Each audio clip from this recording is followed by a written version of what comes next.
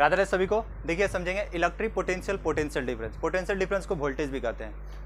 देखिए electric potential और potential difference दोनों चीज़ सेम होता है, कोई इनमें बड़ा कोई अंतर नहीं होता है, इसलिए दोनों सेम होते हैं। जो पोटेंशियल डिफरेंस होता है वो करंट का माप होता है। देखिए पोटेंशियल डिफरेंस का क्या है रोल, अब इलेक्ट्रिक करंट का खुलेगा पोल। देखिए जैसे कोई एक वस्तु है, कोई वस्तु ली उसको मैंने ऊपर से छोड़ा नीचे गिर गया, ऊपर से छोड़ा नीचे गिर गया। पानी को लिया वो भी नीचे गिरना स्टार्ट हो गया। बोतल में पानी लिया, उससे खोल दिया कैप, पानी गिरना स्टार्ट हो गया। भाई क्या हुआ यहाँ पर, क्यों गिर रहा है पानी? इसलिए गिर रहा है पानी कि भाई पृथ्वी के गुरुत्वाकर्षण बल होते हैं, ग्रेविटेशनल फोर्स होते हैं, जो उस वस्तु पे लगता है और उस वस्तु को अपने तरफ खींच लेता है, अपने साइड में नीचे खींच लेता है। तो क्या आप एक चीज सोच के बताइए कि जो हमारे पास ये वायर, जो ये वायर है, इसमें क्या होता है भाई? इलेक्ट्रॉन होते हैं। आप उसे चार्ज कर लीजिए या आप उसे इलेक्ट्रिक करंट कर लीजिए, आपकी मर्जी, जो कह सकते हो। तो देखिए जो इसमें इलेक्ट्रॉन होता है, क्या इलेक्ट्रॉन अपने आप से ही नीचे जाने लगता है ग्रेविटेशनल फोर्स के कारण? नहीं, बिल्कुल नहीं। तो क्या अपने आप से चलने लगता है ग्रेविटेशनल फोर्स के कारण? नहीं।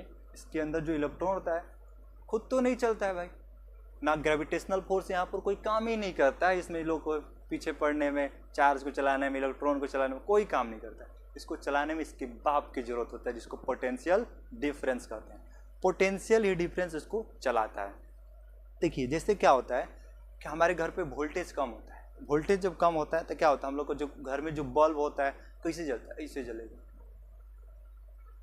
जैसे उसमें वोल्टेज आता है एकदम प्रकाश देगा बढ़िया से, तो क्या होता है, जब वोल्टेज क्या होगा उस चार्ज को ले जाएगा, उस इलेक्ट्रॉन को ले जाएगा, तो क्या होगा, इलेक्ट्रॉन भाई चलेगा। जब वो धीरे वोल्टेज रहेगा, खुद कमजोर रहेगा, तो इलेक्ट्रॉन इसे चलेगा आराम से इसी से चलेगा।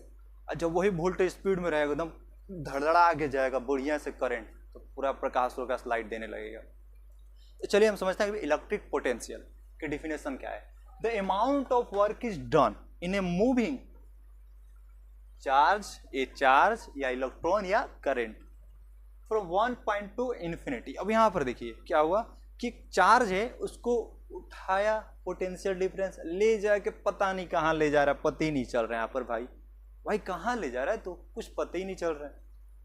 तो यहाँ पर देखिए जैसे यहाँ पर बनाया हमने, ये है पॉइंट 1, इसको चार्ज को ले गया इन्फिनिटी, पता ही नहीं चला। बोले कि डिफिनेशन बढ़िया नहीं है।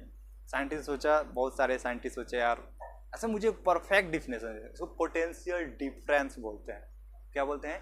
Potential difference. इसमें परफेक्ट डिफरेंस है। इसमें क्या हुआ, the amount of work is done in a moving A charge या इलेक्ट्रॉन या करंट, को जो मर्जी आप समझ लेना, तीनों में से जो भी एक ही चीज होते हैं, from one point two another point.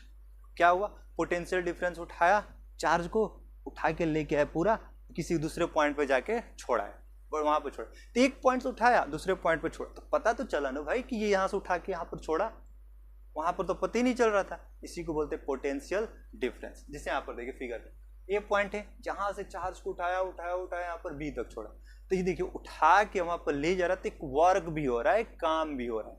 यही तो बड़ी बात है पोटेंशियल डिफरेंस का, वहां पर एक काम हो रहा है। तभी बोला कि the amount of work is done, एक वर्क हुआ, काम हुआ। कैसा काम? चार्ज को एक पॉइंट से दूसरे पॉइंट तक ले जाने, इसी को बोलते हैं पोटेंशियल डिफरेंस या वोल्टेज। देखिए इसके एसआई यूनिट क्या है, SI unit potential difference, PD मतलब पोटेंशियल डिफरेंस समझिएगा, या उसे वोल्टेज कहते हैं। इसका एसआई यूनिट क्या होता है? वोल्ट, जिसे V से दर्शाते हैं।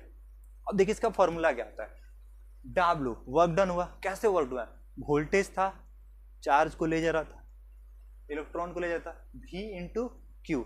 क्या हो गया? V into Q. तो क्या हुआ, वोल्टेज ले रहा था ना। अब हम कहेंगे भाई पोटेंशियल डिफरेंस का फॉर्मूला निकाल के, सीधी सी बात है भाई, ये क्यू को लेके नीचे रख दो, इसको W by Q, V equal to W by Q, बस। अब देखिए यहाँ पर पोटेंशियल डिफरेंस, V मतलब पोटेंशियल डिफरेंस, जिसको कैपिटल V से दर्शाएंगे। W मतलब वर्क डन, भाई कितना वर्क डन हुआ, इसको हम जूल, उसका एसआई यूनिट क्या होता है? जूल, या उसे कैपिटल J से दर्शाएंगे। क्यू मतलब चार्ज, इसको कूलम बोलते हैं, उसे दर्शाते कैसे? C से।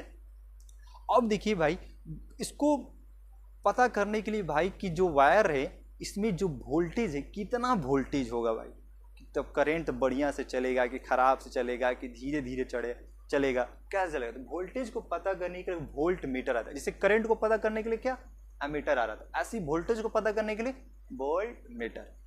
इट इज एन इंस्ट्रूमेंट, एक इंस्ट्रूमेंट होता है विच हैज टू मेजर, एक ऐसा यंत्र होता है जो क्या करता है, मदद करता है किसमें, मापने में, किस चीज को, वोल्टेज को नापने में मदद करता है। और ये हमेशा क्या होता है, कनेक्ट होता है आपके पैरेलल में कनेक्ट होता है। जैसे एमीटर वहाँ पर सीरीज में कनेक्ट, जैसे वायर हुआ इसी में कनेक्ट हो गया, उसके लिए क्या होता है एक अलग से वायर लग रहा था यहाँ पर, तब वहाँ पर वोल्ट सेट होगा तब इसे पता करेगा, जैसे आपको फिगर में दिख रहा होगा। जैसे ये देखिए आपको नीचे में आपको दिख रहा होगा एक क्वेश्चन, जैसे कि क्वेश्चन क्या है, ये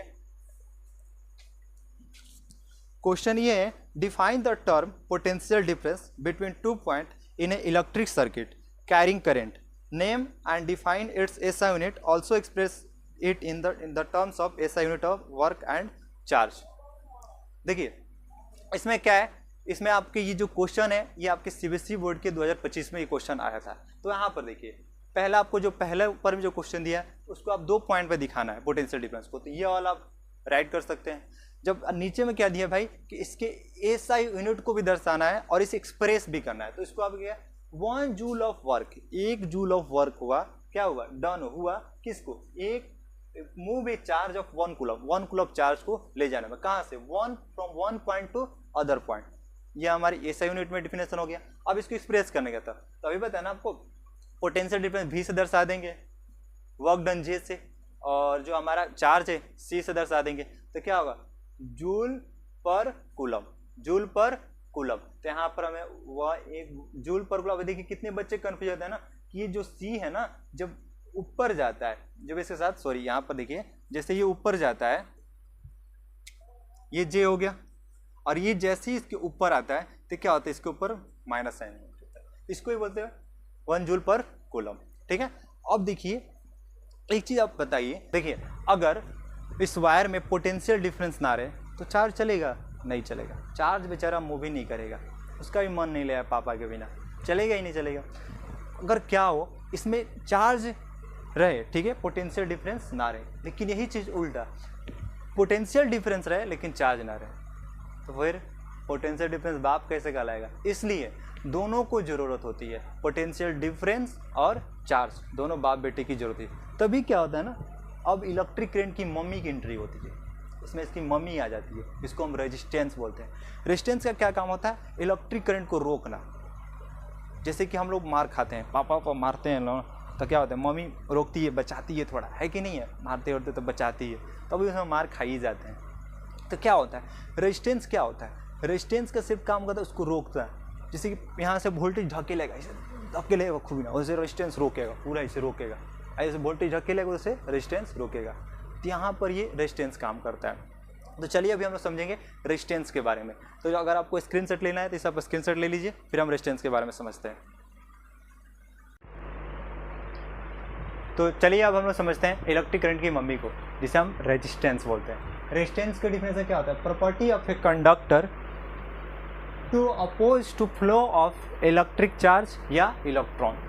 देखिए कंडक्टर हो या कोई भी मटेरियल हो, उसमें एक गुण होता है, क्या करता है जब भी कोई करंट आता है, इलेक्ट्रॉन आता है उधर से, तो क्या उसे रोकता है, उसी को बोलते हैं रेजिस्टेंस। अब देखिए रेजिस्टेंस किस चीज़ पर डिपेंड करता है, उस फैक्टर पर डिपेंड करता है। वो फैक्टर क्या क्या चीज़ होते हैं, देखिए जैसे दिया factor on which resistance of conductor depends, वो फैक्टर होता है लेंथ। जैसे देखिए ये हमारे पास वायर है, और ये वायर जितना लंबा होगा, जितना इसकी लेंथ होगी, उतना इसमें रेजिस्टेंस होगा, जितना इसको लंबा करके ले जाए उतना इसमें रेजिस्टेंस होगा ही होगा। इसलिए क्या होगा, जो रेजिस्टेंस होगा हमारा वो डायरेक्टली प्रोपोर्शनल टू लेंथ। अब बात थी ये एरिया, भाई एरिया मतलब एरिया ऑफ क्रॉस सेक्शन। जैसे देखिए मेरी क्या है, ये मार्कर है, लंबाई है, तो इसकी जो एरिया ऑफ क्रॉस सेक्शन है ये पार्ट होता है, जो आपको दिख रहा है ये part area of cross section होता है, चाहे इसको मोटाई बोल रहे हैं। जैसे कि देखिए ये हमारे पास वायर है, ये तो लंबाई इसकी है, लेकिन जो एरिया ऑफ क्रॉस सेक्शन है, ये जो पार्ट दिख रहा है आपको, ये वाला पार्ट, इसको एरिया ऑफ क्रॉस सेक्शन बोलते हैं। चलिए हम क्या करते हैं, इसके एरिया ऑफ क्रॉस सेक्शन को बढ़ा लेते हैं, इसके एरिया ऑफ क्रॉस सेक्शन को थोड़ा हम लोग बड़ा कर लेते हैं, बढ़ा लेते हैं। देखिए ये हमारे एरिया ऑफ क्रॉस सेक्शन को बढ़ा लिया। अब देखिए इसकी जो एरिया ऑफ क्रॉस सेक्शन बढ़ गया, तो क्या इसमें रेजिस्टेंस बढ़ेगा या घटेगा, भाई इसकी रेजिस्टेंस घट जाएगा। देखिए जैसे मेरी उंगली समझिए, ये उंगली था, पहले एरिया ऑफ क्रॉस सेक्शन इतना था, इतना इसका क्रॉस सेक्शन था, अब मैं ऐसे उंगली को ऐसे जोड़ लिया, इसका एरिया ऑफ क्रॉस सेक्शन इतना बढ़ गया। जब इसका एरिया ऑफ क्रॉस सेक्शन बढ़ा तो इसमें रेजिस्टेंस घट जाता है। तो यहाँ पर क्या होगा, रेजिस्टेंस इनवर्सली प्रोपोर्शनल हो जाएगा एरिया ऑफ क्रॉस सेक्शन के। अब देखिए जो सबसे बड़ा फैक्टर होता है जिस पे रेजिस्टेंस डिपेंड करता है वो मटेरियल होता है भाई। क्या होता है, मटेरियल। जैसे देखिए मटेरियल में क्या हो सकता है, तो मैं प्लास्टिक ले लूँ, लकड़ी ले लूँ, कपड़ा ले लूँ, शीशा ले लूँ, जिसको ग्लास जैसे बोलते हैं वो ले लूँ, तो उसमें रेजिस्टेंस एकदम भर भर के भरा रहता है एकदम, और एकदम अगर करंट है तो उसे आने नहीं देता है, बाहर से ही भाग जाएगा करंट, आने ही नहीं पाएगा अंदर, इतना इसमें रेजिस्टेंस होता है। इसलिए इसको क्या बोलते हैं, इंसुलेटर।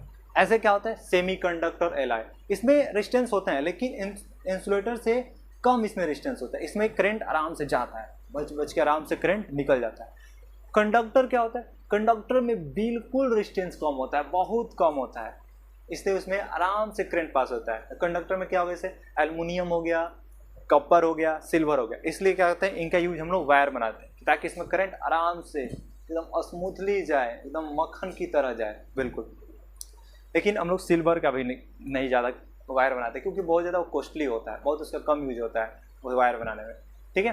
तो अब एक चीज़ देखिए, अब यहाँ पर एक चीज़ बात थी, चलो सेमीकंडक्टर में, एलॉय में, इंसुलेटर में, कंडक्टर में तो रेजिस्टेंस है सब, लेकिन एक किसी एक नाम देना है इसको, किसी एक ना, सब में रेजिस्टेंस है लेकिन एक कोई नाम देना है, उस नाम को बोलते हैं रेजिस्टिविटी। उस नाम को क्या बोलते हैं, रेजिस्टिविटी, जिसको रेजिस्टिविटी को ऐसे दर्शाते हैं, ये सिंबल इसका, इसको रॉ बोलते हैं, इसको क्या बोलते हैं, रॉ। अब देखिए आप यहाँ तक अब क्लियर। अब रेजिस्टिविटी क्या चीज़ होता है, रेजिस्टिविटी ये कहता है कि देख भाई इंसुलेटर हो चाहे कंडक्टर हो, कोई भी चीज़ हो, मैंने इंसुलेटर के लिया, कोई कपड़ा ले लिया, उसमें देखा कि रेजिस्टेंस इतना, अब उस कपड़े को तुम कोई भी बनाओ, शर्ट सिलवा लो चाहे कुछ तो कर लो, उस कपड़े के साथ कुछ भी कर लो, उसका रेजिस्टेंस नहीं घटेगा, उसका हमेशा रेजिस्टेंस क्या होता है, कांस्टेंट रहता है, उसका हमेशा रेजिस्टेंस क्या होता है, हमेशा कांस्टेंट रहता है। तो देखिए यहाँ से हम लोग रेजिस्टेंस के फार्मूला को निकालते हैं, जैसे ये हो, इन दोनों से हमारा क्या फार्मूला बना, ये बना, बन गया। अब इससे क्या हमारा बना, रेजिस्टिविटी। अब हमें पता है ना कि जब हम डायरेक्टली प्रोपोर्शनल की साइन हटाते हैं, जब इक्वल डालते हैं तो वहाँ पर कांस्टेंट का साइन डालते हैं, तो हमारा कांस्टेंट का साइन क्या होता है, रॉ, रेजिस्टिविटी का।